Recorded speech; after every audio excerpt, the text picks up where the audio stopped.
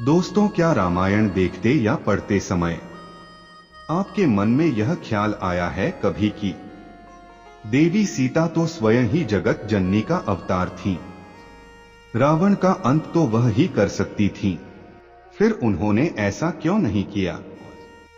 क्या वजह थी कि जब भी रावण उनसे बात करने आता था तो वह उसकी ओर नहीं देखती थीं? दोस्तों, इसके पीछे एक कारण था।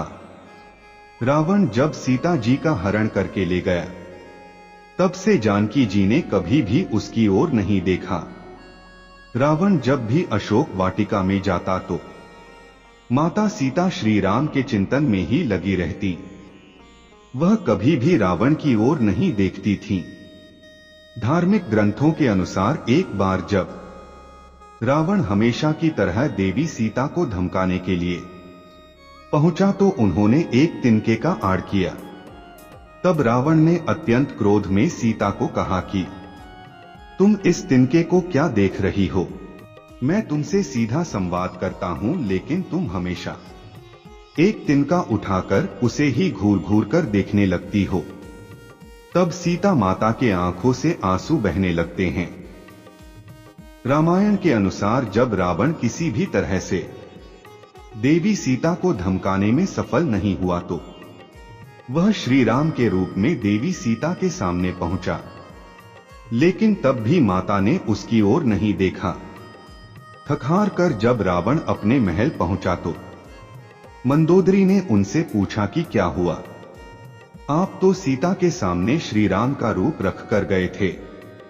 तब रावण ने कहा कि जब वह उस रूप में पहुंचा तो सीता उन्हें नजर ही नहीं आई।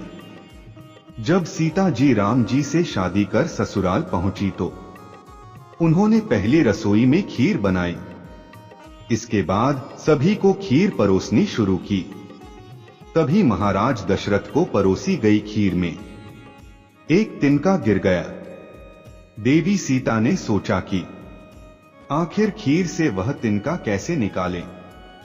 तब उन्होंने तिनके की ओर घूर कर देखा तो वह जलकर राख हो गया और एक बिंदु के समान हो गया। खीर में तिनके का हाल किसी ने नहीं देखा, लेकिन राजा दशरथ ने सब कुछ देख लिया था। उसी पल वह देवी सीता के प्रताप से वाकिफ हो गए थे। जब सभी अपने अपने कक्ष में चले गए तब उन्होंने देवी सीता को बुलाया। दशरथ जी ने कहा कि उन्होंने सीता का प्रभाव जान लिया है। वह जान चुके हैं कि वह जगत जननी का अवतार हैं।